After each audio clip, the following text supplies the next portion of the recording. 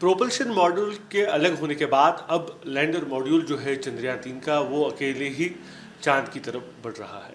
अब जो है डिबूस्टिंग की जा रही है लैंडर की। डिबूस्टिंग क्या होती है, किस तरह से डिबूस्टिंग की जाती है, इस पर बात करने के लिए इस समय हमारे साथ मौजूद है एस्ट्रोफिजिस्ट प्रोफेसर आर.सी. कपूर साहब। कपूर साहब, कल हमने देखा कि किस तरह से लैंडर और प्रोपल्शन मॉड्यूल जो है अलग हुए, और आज हम देखा किस तरह से डिबूस्टिंग की, 2 बार डिबूस्टिंग होनी है। डिबूस्टिंग होती क्या?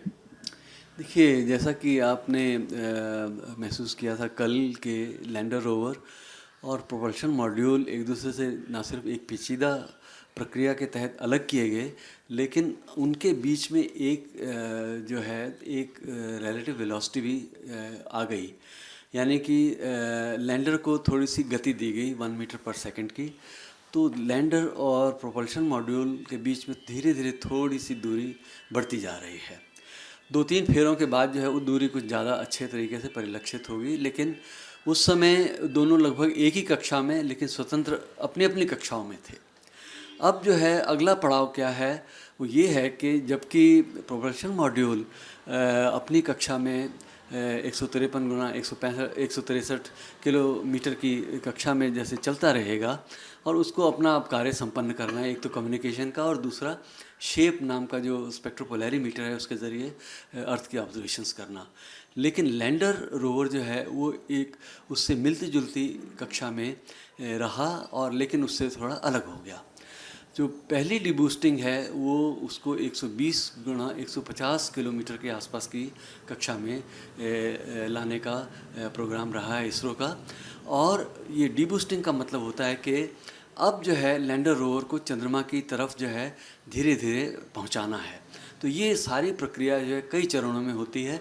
उनमें पहले 2 चरण जो हैं वो डिबूस्टिंग वाले हैं। डिबूस्टिंग का मतलब ये है कि इसकी कक्षा को प्रोपल्शन मॉड्यूल वाली कक्षा से ज़रा कमतर किया जाएगा। यानी कि लैंडर रोवर की जो कक्षा है अब वो उसका एपोसिलीन और पेरिसिलीन दोनों जो बिंदु हैं उसके एलिप्टिकल कक्षा के वो कम किए जाने हैं, ताकि ये चंद्रमा के और भी नज़दीक पहुंच जाए। तो वो 2 चरणों में होना है। एक चरण जो है वो आज का है, जो जिसमें कि ये कक्षा जो है इसरो के प्लान के हिसाब से 120 गुणा 150 किलोमीटर की होनी थी।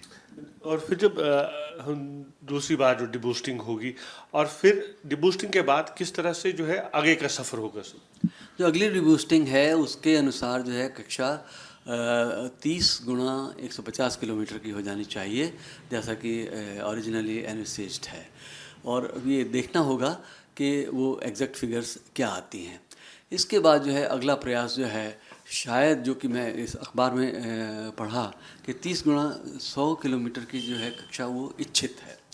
तो लेकिन देखते हैं कि अब सेकंड डिबूस्टिंग में हमको क्या फिगर्स मिलती हैं और इसरो का आगे इसके क्या प्लान बनता है।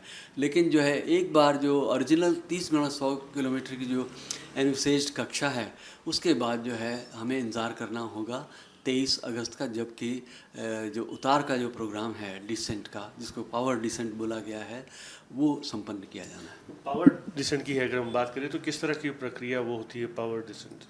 उसमें जो है वो पावर डिसेंट जो है 30 किलोमीटर की बिंदु से इस लैंडर रोवर को चंद्रमा की ज़मीन पर उतारा जाना है।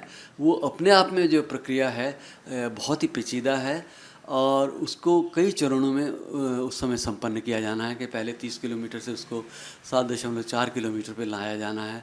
उसके बाद जो है आगे उसकी गति को और धीमा करके उसके एटीट्यूड को जो है वो सही किया जाना है, ताकि लगभग 50 डिग्री के ओरिएंटेशन में आ जाए। फिर उसके बाद जो अगला पड़ाव है वो फाइन ब्रेकिंग का है, जिसमें कि थ्रॉटलेबल इंजन्स की मदद से इसकी गति को कम किया जाएगा और ये इसको चंद्रमा के और नज़दीक लाया जाएगा। उसके बाद जो कैमराज हैं वो अपने काम करते हैं, वेलोसिटी जो मीटर्स हैं वो अपना काम करते हैं, एल्टीमीटर्स अपना काम करते हैं। उसके अनुसार इमेजेस की मैचिंग के साथ साथ इसको धीरे धीरे जो है और नज़दीक लाया जाना है। फाइनली जो है 150 मीटर से 0 मीटर तक की जो हाइट है वो किस प्रकार से संपन्न होनी है, वो अपने आप में कुछ चरण हैं। तो अपने ये वाकई में जो है ना, ये 15 मिनट में ही सारी प्रक्रिया हो जानी है, जिसको कि इसरो 15 मिनट्स ऑफ टेरर बोलते हैं। तो ये सिर्फ हमारे ही 15 मिनट्स ऑफ टेरर नहीं है, हर स्पेस एजेंसी को जब इस प्रकार का क्षण आता है, उनके लिए भी ऐसे मोमेंट्स ऑफ टेरर होते हैं। तो उम्मीद करते हैं कि उतार जो है वो सफल होगी।